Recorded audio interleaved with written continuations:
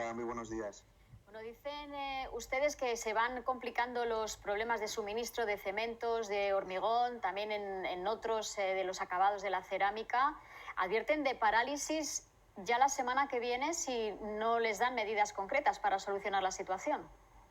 Bueno, la situación es esta. Al final la construcción es una labor, es un proceso de trabajo que requiere del acoplamiento de un producto sobre que se instala otro, y en el momento en que se rompe esta cadena, pues la obra se tiene que parar y en efecto pues hay plantas que no pueden fabricar porque no pueden sacar el producto, hay zonas, sobre todo en cementos prefabricados, hormigones y algunos productos de acabado, como has dicho, pues que empieza a haber problemas ya de aprovisionamiento, porque si el distribuidor no puede hacer acopio, no puede llevarlo al almacén y de su almacén suministrarlo y redistribuirlo a nivel local en las diferentes tipologías de obras, estas se paran. Ha comenzado esta semana las primeras paradas, pero si esto no se soluciona de forma urgente, como ya salió en el comunicado de ayer de COE y CEPIME, pues la próxima semana puede ser muy difícil.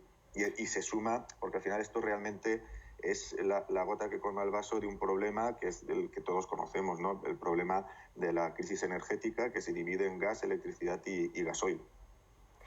¿Qué consecuencias, decimos, el desabastecimiento o que no recojan el producto cuando estamos hablando de productos imperecederos es que se pierde?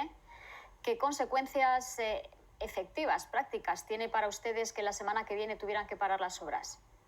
Pues el hecho de parar una obra no es que el producto, como usted muy bien dice, no es un producto perecedero. Lo que ocurre es que la obra tiene unos tiempos de ejecución, que tiene unas condiciones contractuales y, por tanto, unos compromisos económicos entre los diferentes actores. Y la obra que está en marcha se tiene que igualmente, tiene unos costes, se trabaje o no. Y en una situación en la que ya durante el último trimestre, fundamentalmente de 2021, las empresas tuvieron que asumir buena parte de los costes contra sus propios márgenes. En este momento hay mucha actividad, pero hay muy poco margen de cobertura, y en concreto recordemos que muchas empresas son pequeñas y muy pequeñas, de manera que la situación desde el punto de vista financiero es donde está el problema. No es que el producto sea perecedero, es que si se para la obra, los costes se pueden comer la solvencia de muchas empresas, y ahí es donde tenemos el problema. Nos decía, están en una situación difícil, las consecuencias que tendría, pero han hecho ustedes una reflexión también que si esto sigue afectará a los fondos europeos, por la importancia del sector también en la distribución de los fondos europeos. ¿En qué medida? A ver, está por ver, como comentaba antes, la crisis del transporte de este momento viene motivada por una crisis de fondo. Ahora han salido la persona que ha hablado antes, que además ellos reivindican otro tipo de acciones más allá de lo que es el gasóleo, pero viene motivado por una crisis energética que ha provocado un incremento muy difícil de sostener de los precios, fruto de las materias primas y del impacto que la energía tiene en los procesos de producción, transporte y, por ejemplo, en construcción, todo lo que es movimiento de tierras también. Esto lo que implica en los fondos europeos es que, de alguna manera, los fondos están pensados en materia de rehabilitación para dotar de una intensidad de ayudas para conseguir los efectos de reducir el consumo energético de las viviendas y de los edificios del parque edificado español, basados en unos presupuestos estimados de hace 2 o 3 años.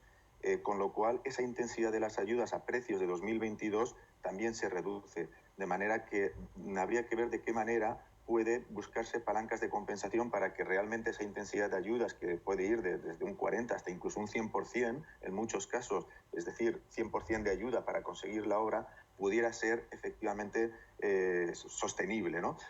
Y mucho más si entramos en un momento, en una fase de crisis económica como todos prevemos que vamos a entrar, fruto de la guerra económica en la que estamos inmersos. Por eso yo creo que es importante ya no solamente ver el problema que nos supone el transporte, sino que las causas del transporte, de este problema del transporte, vienen motivados por un problema mayor, que es la difícil sostenibilidad del sostenimiento de la economía y, en concreto, del ámbito que nos ocupa, de la intensidad de la actividad en construcción, si no se utilizan las palancas, que son escasas, pero que puede haber, y hoy podremos seguir saliendo de dudas, que afecten a la reducción del coste eléctrico, por una parte, porque eso aliviará tanto el bolsillo de los consumidores como de las empresas, la parte de gasoil, como estamos viendo, sobre todo el gasoil profesional, y por supuesto, porque mucha industria, y en concreto mucha industria ligada al mundo de la construcción, trabaja con gas, fijar de alguna forma topes que permitan que esta industria pueda respirar y que todos los operadores que trabajan con esta industria también puedan respirar.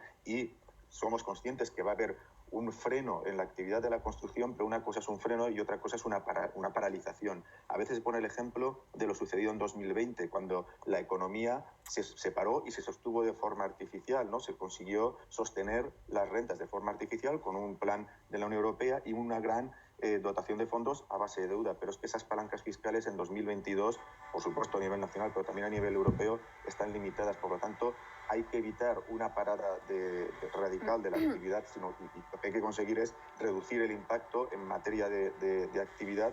Somos conscientes que se va a reducir la actividad, pero que no sea un shock o reducir el impacto del shock para que la actividad privada pueda sostener en lo máximo el sostenimiento de las rentas. Sebastián Molinero, secretario general de Andimac, muchísimas gracias por atendernos. Un problema complejo. Muchas Hasta gracias luego. a ustedes. Un saludo. Adiós. Bueno, los que vuelven hoy al trabajo